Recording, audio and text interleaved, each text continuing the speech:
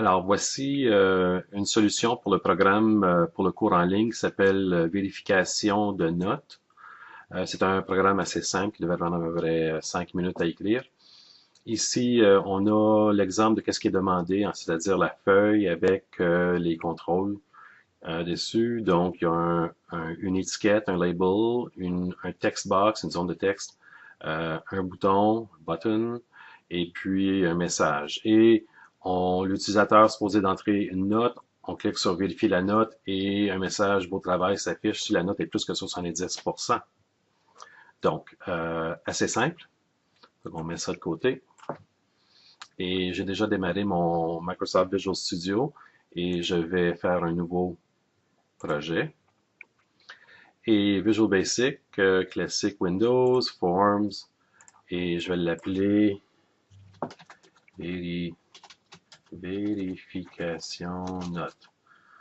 Je vais le stocker à un endroit certain euh, dans mes choses ici, ICS3U, tiens, juste là. Et j'ai donné un nom significatif, j'ai changé le dossier où ce que je voulais stocker, et puis je clique OK, puis on est au travail. Donc, nous voici, et on a dit qu'on avait besoin de un label avec entrer la note à vérifier. Ensuite, puis j'ai tout de suite tapé dans la boîte texte. Ensuite, j'ai une text box à mettre là. Donc, juste ici, une boîte texte. Je trouve que c'est un peu petit, donc je vais changer tout ça tout simplement en changeant le font, la grandeur de la police de caractère sur ma feuille. Et voilà, le tout est joué. Et je peux maintenant redimensionner quelque chose de plus correct. C'est pas grave si c'est pas parfaitement dans le centre. Je veux aussi pour ma feuille, le back color, euh, quelque chose un peu plus facile à lire. Quelque chose pâle, c'est mieux. Voilà. Donc, entrer la note à vérifier. Ensuite, on va avoir un bouton. Euh, vérifier note. Oups, parce que je suis dans la couleur ici pour... donc, je tourne à ma propriété texte. Vérifier note. Donc, j'utilise des mots qui indiquent une action parce qu'on va cliquer sur le bouton. Donc, c'est pour faire quelque chose. Et finalement, j'ai une étiquette avec la réponse. Donc, je veux rien afficher là.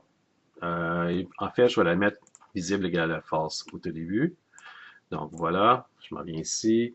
Et sa propriété est visible, je la mets à false. Alors maintenant, c'est à notre tour de programmer. Donc, je m'en viens ici, je clique sur plus petit, plus grand. Et voilà, j'ai ma partie de code.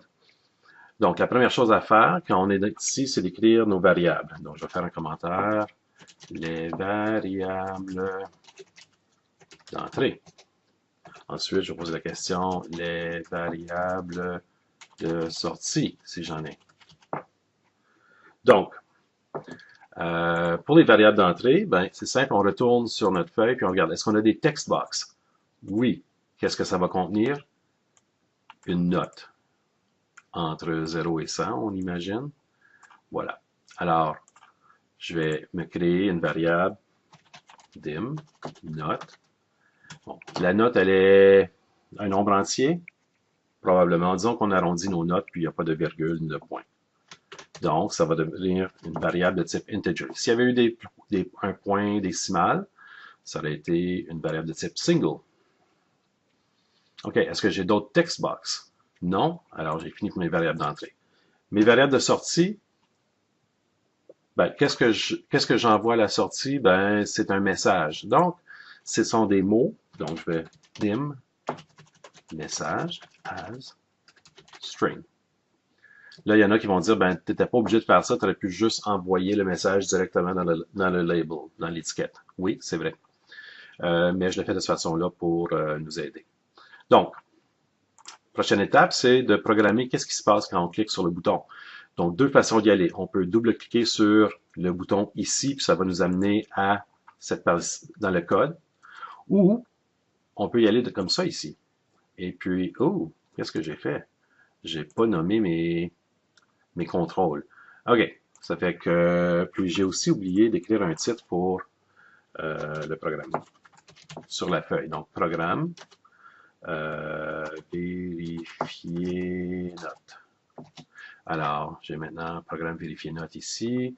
J'ai ensuite, je dois nommer dans la propriété name chacun de ces contrôles-là avant de commencer à programmer. Donc, c'est un label, donc LBL, entrée, note. Pas d'espace, notation chameau. Ensuite, j'ai le text box ici.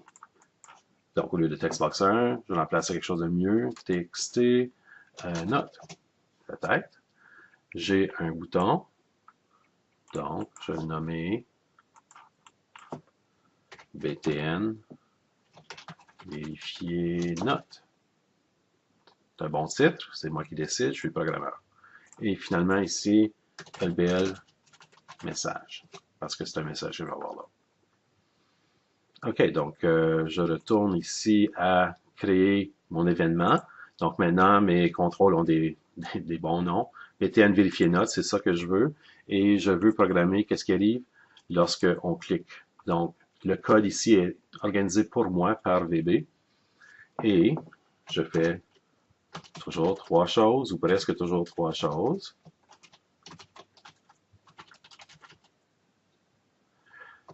Et normalement, traitement et ensuite sortie. On va voir qu'ici, peut-être ça va s'intégrer, traitement et sortie en même temps.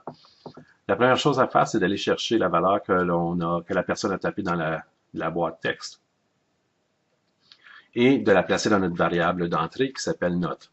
Alors, note égale, ça se lit, note va prendre la valeur de, si on lit de gauche à droite, et puis c'est dans un text box, puis là, txt note, point, dans la propriété texte.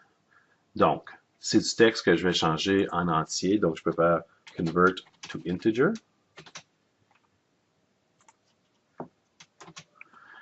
Ensuite, on est allé chercher notre note. Non, maintenant, on va traiter if la note est plus grande que 70,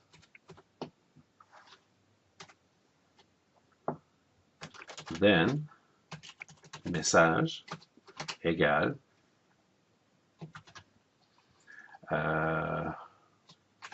bravo, beau travail, et sinon else message égale rien. Donc, la sortie ici est intégrée avec, ben, pas tout à fait, j'ai juste rempli le message, donc oui, c'est vrai. Je vais faire LBL message, dot text, égale, qu'est-ce qu'il y a dans la variable message. Donc, la propriété texte du label va prendre la valeur de qu'est-ce qu'il y a dans la variable message. Je sauvegarde avec les deux petites disquettes. J'ai déjà décidé où elle est mon programme, donc il n'y a pas de problème. Et, maintenant que je l'ai sauvegardé, et j'essaye de voir avec une note possiblement.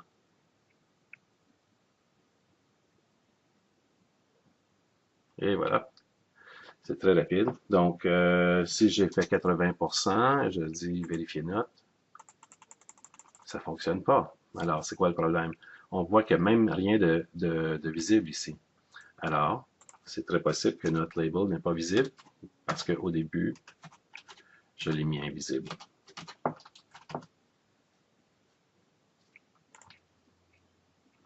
Alors, je sauvegarde de nouveau. Et maintenant, j'essaye, j'entre la note 80. Beau travail. Si j'entre la note 60, rien. Et voilà.